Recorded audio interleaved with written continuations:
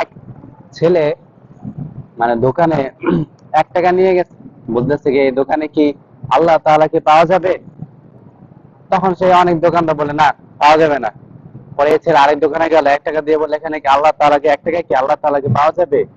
সে ওই দোকানদার ফিরে দিল তাকে। এমন করতে করতে পুরো বাজারে সেই ছেলেটা ঘুরতে লাগলো।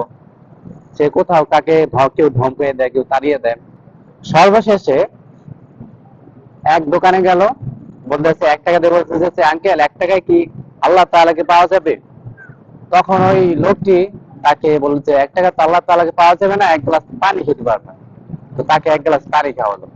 পানি খাওয়ানোর পর ওই দোকানদার তাকে বলছে তুমি আল্লাহ তাআলাকে নিয়ে কি করবে? তখন ওই ছোট ছেলেটি বলল যে আমার মা আইসিইউতে ভর্তি আছেন, ডাক্তার বলেছে আল্লাহ তাআলা ছাড়া নাকি কেউ এখন বাঁচাতে পারবে না।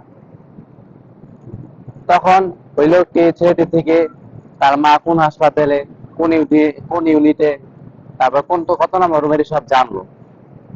তখন বলতেছে, ওই লোকটি বলে যাও তুমি বাসায় যাও, ইনশাল্লাহ আল্লাহকে তুমি পেয়ে ফেলবে ইনশাল্লাহ।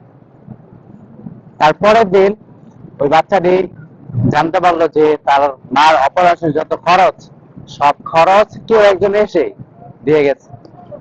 ঠিকই ছেলেটি বুঝতে পারলো যে যে আল্লাহ তাআলা না আসুক, আল্লাহ তাআলা আসে না ঠিক আছে, কিন্তু আল্লাহ তাআলা কোন এক বান্দাকে দিয়ে তার মার যে মুসিবতটা দূর করে দিচ্ছে। আল্লাহ তাআলার মহত্বের, আল্লাহ তাআলার বরত্বের কি বিশালতা! আল্লাহ এই জিনিসটা আমাদের সবারকে বুঝার তৌফিক দান করুন।